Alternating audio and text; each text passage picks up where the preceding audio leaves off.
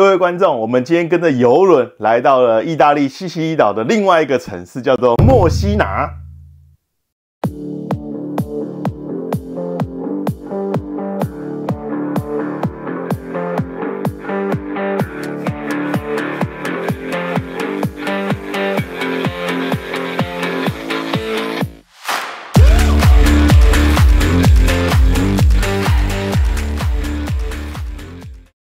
按照惯例，我们现在聊聊有关墨西拿交通的部分。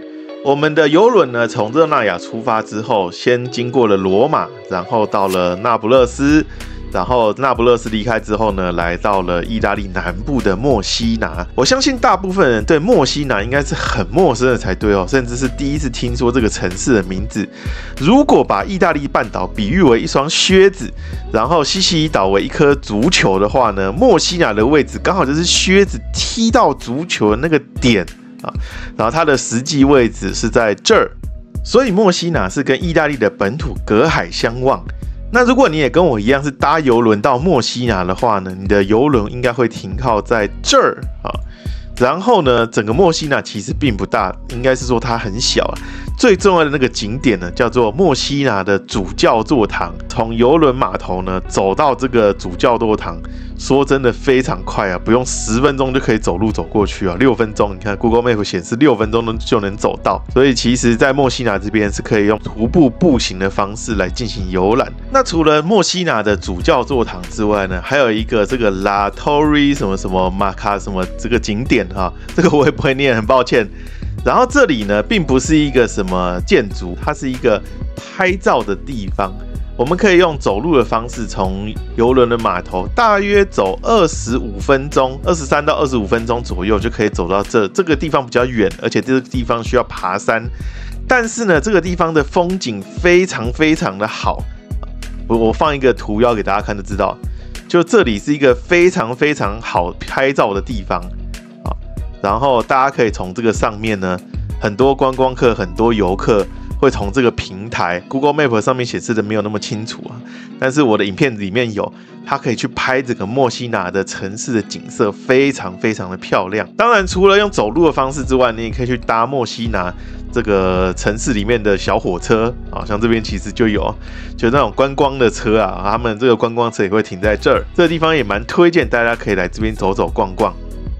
那因为墨西拿实在是有点小，它能够看的历史景点说真的比较少，所以我想要在今天呢，就是带大家体验我的一整天的邮轮生活，包括从早上开始到中午到晚上的一整日的生活，我会尽可能的用画面完整的呈现给大家，也让大家了解一下在邮轮上的一天到底是怎么过的。那我们就先去吃早餐。我之前好像没有认真介绍过这艘欧罗8号的餐食，它的 buffet 是从早上的7点半开到11点半。进餐厅之后想吃什么自己拿，种类也很丰富，包括你现在在画面上看到的各种谷物类的东西、酸奶类的东西。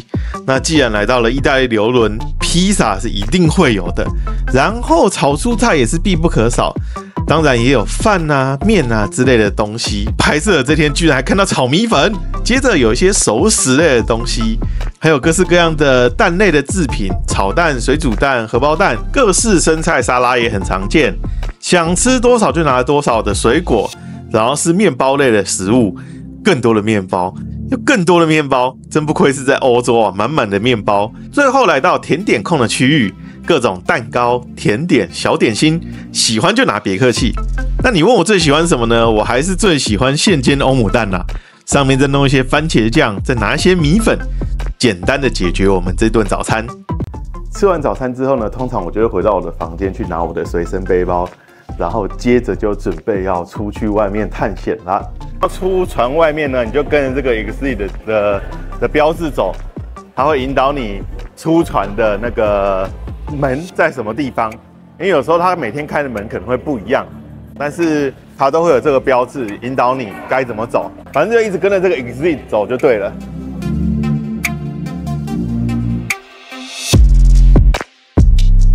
然后这边就有更明确的指标告诉你说，你要去到外面的话，下到第4甲板，那这边是第6甲板，所以我们继续往下走。好。我们来到第4甲板了，然后旁边就有看到这个要出去的扫描的，他会需要扫描你的卡啊。那我们就拿卡给他扫描，扫描之后就可以出来了。然后你在下船的时候，他会告诉你说今天最晚几点要回来。像今天就是他这边是写说6点半一定要回来，你不回来他也不会等你哦，他还是要照样开走哦哈。所以我们自己就要抓时间6点半一定要回来。墨西拿的主教堂其实离这个船非常近，我们只要过一个马路啊，我切画面正面给大家看，这边是船，然后呢正面呢这边有一个马路，我们只要切过去之后呢。当然现在是红灯了，我不能切过去。那只要过这个马路之后呢，左手边大概再走3到5分钟，你就可以看到它。然后实际上它就是墨西拿最值得参观的景点了。好，那我们往那个方向走。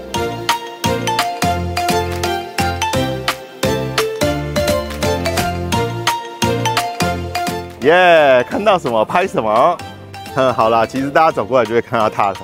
我们往我们的左边走。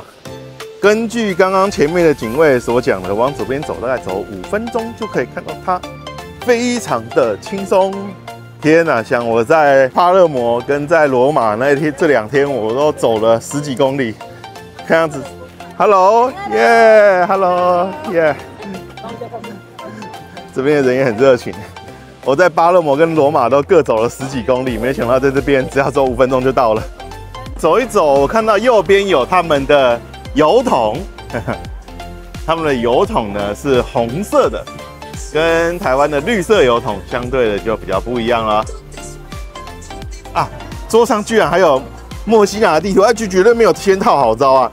这是墨西拿的地图啊，然后我们在这个 Curse Terminal 嘛，对不对？然后就走出来到这个大教堂这边附近，其实就已经是墨西拿最主要的几个建筑了。然后其他这个地方其实比较远，而且很散，就没有那么必要过去。主要就是在这一圈。那这边当然也有观光用的马儿，哇，这个是一个双匹马的啊，因为之前在罗马看的都是单匹马的，这个是一个双匹马。那哇，好多苍蝇在他们的身上，有点可怜。但是这就是2匹马儿在休息。OK， 继续往前走，左边就有餐厅的了，而且看起来就是在卖一些意大利面啊、披萨之类的东西，已经吃到不会想吃的东西啊。还有一个比较特殊的，好像是田螺啊，好像是卖田螺之类的。这样 ，OK， 小火车从前面经过了。刚刚我们看到了油桶，对不对？我们现在直接看到邮局，然后意大利的邮局是黄色的，也不是绿色的，意大利的邮局是黄色，但是邮局这边没有油桶真的邮局这边没有油桶所以它里面只是办事的地方而已，还有买邮票的地方。我之前有在邮局里面买邮票。好了，那我就不进去了，毕竟人家里面在办公。我们就一样继续往教堂的正面走。另外一个小火车来了，我们艰苦的步行玩家就只能慢慢用走的，看着小火车上面满载的妹子离我们而去，我真是太惨了。来到了墨西拿这个教堂广场啊，其实就已经来到了墨西拿最重要的景点了。它一共有3个景点，一个是它的教堂，墨西拿主教堂，以及教堂旁边的钟楼，以及钟楼旁边的喷水池。我们一次介绍完这3个景点，其实就已经把墨西拿最重要的3个景点介绍完毕，然后我们就可以回船上了。那我们先介绍墨西拿的主教堂吧。这个教堂兴建的非常的早，它在12世纪的时候其实就已经在这儿了。但是当然了，后面又经过了地震，又经过海啸，又经过各种的磨难，所以我们现在看到的墨西拿主教堂已经不是最早的那个模样了，它是已经经过了修复的。根据我所查的资料，是它有尽量修复的跟最早的样貌是一样的，所以它并不是那种大家所熟悉什么哥德式啊，或者什么巴洛克式啊，不是，它是比较原始的样貌。我们来进去看看里面有些什么吧。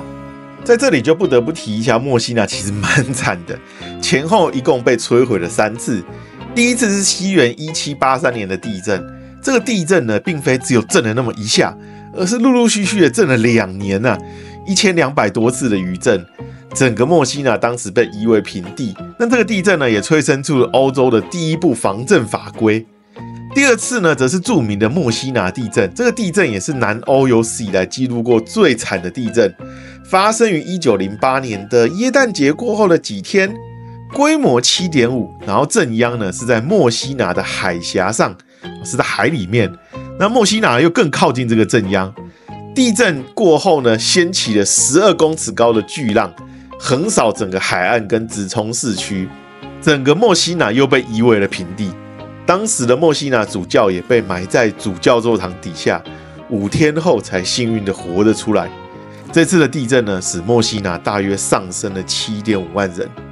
虽然经过了惨烈的2次地震，但是呢，墨西拿很快就从灾难中振作起来。然而啊，经过了几十年的重建，在1942年的2战的时候，墨西拿又遭到了盟军的轰炸。当时的墨西拿呢，又被夷为了平地。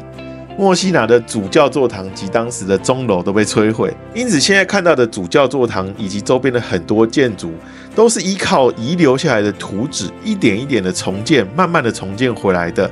终于啊，现在才恢复成他们原本的样貌。也由于是按照原本样貌重建，因此教堂内设计都是较为古早的风格，包括主祭坛后半的圆顶就是采用拜占庭风格绘制的耶稣像，跟我们在圣索菲亚大教堂看到的图像就非常的相似。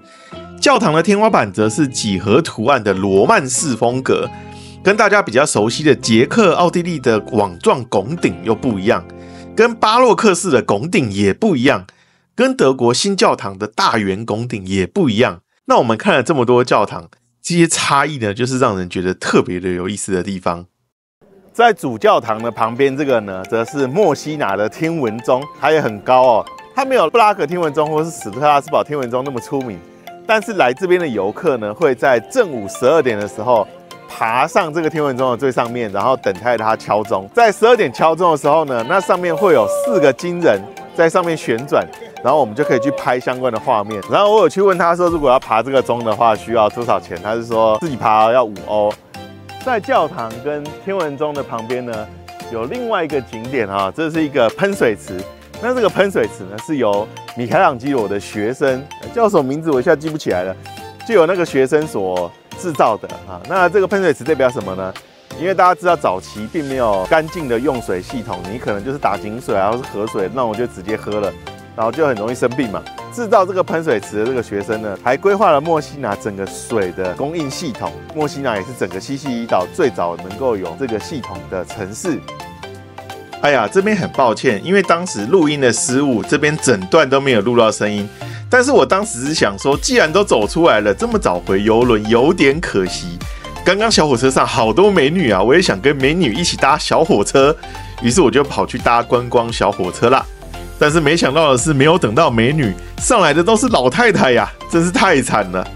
观光小火车会带我们在市区内的各大景点绕，它也有英文和意大利文的语音导览。不过我的英文没有好到可以全部都听得懂的程度，基本上就是沿路一直在拍摄就是了。来自巴塞罗那的奶奶非常的热情 ，Hello。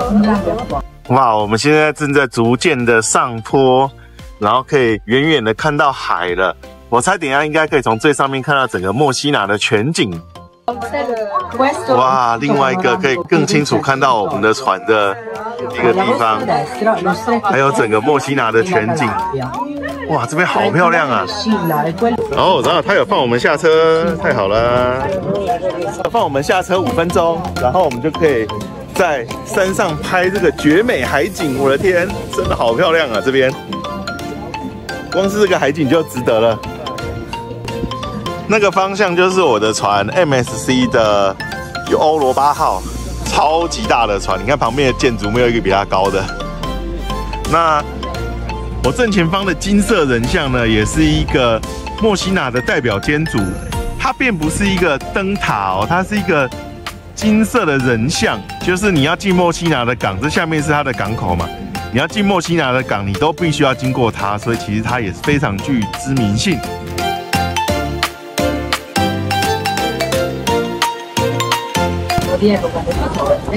又回到这个教堂的屁股这边了啊！我们准备要回到教堂的正面的广场啦。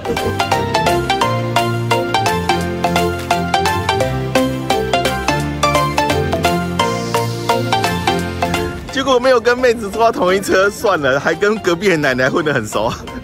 然后那个隔壁奶奶就问我说：“你从哪里来？”我说：“台湾。”他就说他第一句就是回“江开鞋”。我说：“对，有点尴尬。”好了，我们的墨西拿景点介绍大概就是这一些，因为墨西拿本身就不是一个很大的城市，它能够看的东西相对就比较没有那么多。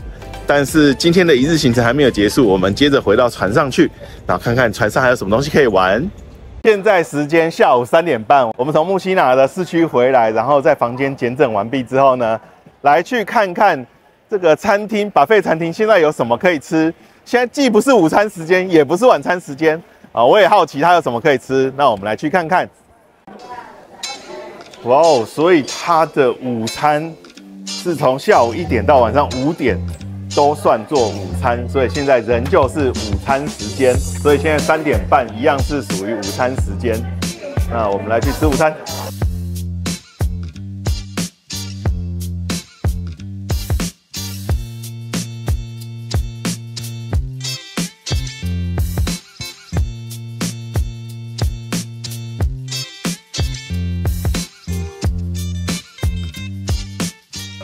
午餐的第一轮，除了马铃薯以外，拿了整盘全部都是肉。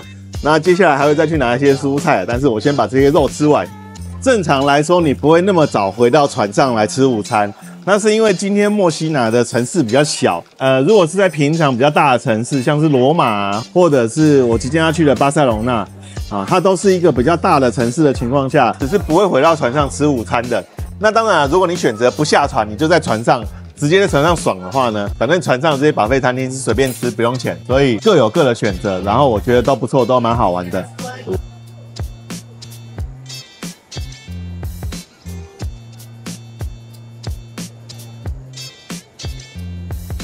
我想要来玩这个，但是刚刚工作人员，帅气的工作人员有跟我说，我必须要先到后面去签一个相关的协议书，哈，可能是一个什么免责声明之类的吧。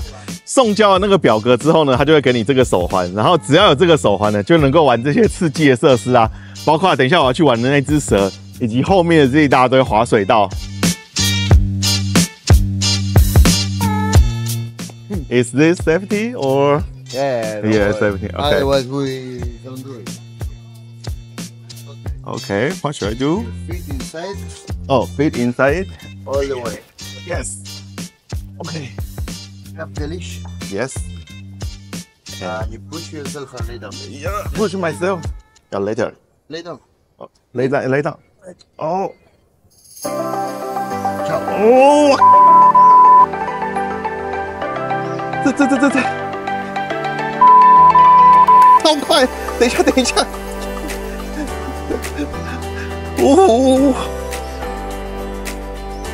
哦，慢下来了。好的，我们用非常快的速度从20楼下到了8楼，超恐怖，但是蛮有趣的。玩完这个刺激的设施之后呢，现在的时间是晚上的5点40分左右。那我们的主餐厅的时间是5点45分嘛。虽然我现在肚子没有很饿啦，但是我们就往主餐厅的方向移动，给大家看正常的时间去主餐厅吃晚餐，大概会是一个什么样的模样。到这个主餐厅吃晚餐就必须要穿的比较正式，不能穿什么拖鞋啊、凉鞋之类的。那我是被安排在第6甲板的右边这个餐厅，然后它的开放时间是5点45分。那5点45分到呢，它就会开门，然后我们就可以直接进去找到你的座位。所以这个地方基本上是你不用排队，也不用预约，简单说就是你时间到了，然后到这个地方来，然后就找到你的位置坐下，就可以开始点餐。那来到这个餐厅呢，它是有餐厅要点菜的啊，所以然后有分前菜、主菜跟点心，然后反正你就喜欢吃什么你就点，点了之后它就会送上来给你，然后吃完了你就可以走啊，所以这就是他们的主餐厅。其实除了晚餐之外，午餐也是一样可以到这个地方来吃的，只是午餐就比较没有那么限定座位。午餐你可以选一个有空的座位之后，找到服务生，然后一样他有开门的时间，你就找到服务生，然后跟他要菜单，然后就开始点菜。我这次在这艘船上也蛮幸运的，就是我昨天坐下来吃饭的时候就听到，怎么左边右边人都在讲台语啊？仔细一看才发现，左边右边都是自己台湾人，他们是同一个旅行团到这边来玩的，也有跟他们打招呼，还蛮有趣的。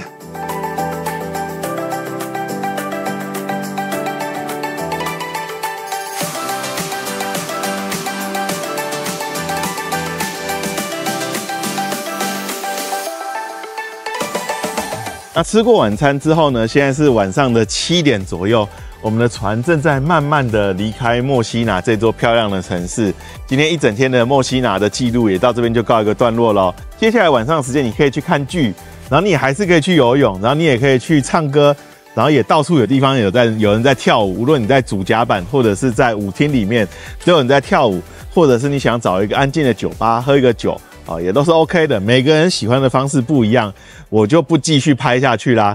那不知道大家喜不喜欢今天我们墨西拿一整天的活动呢？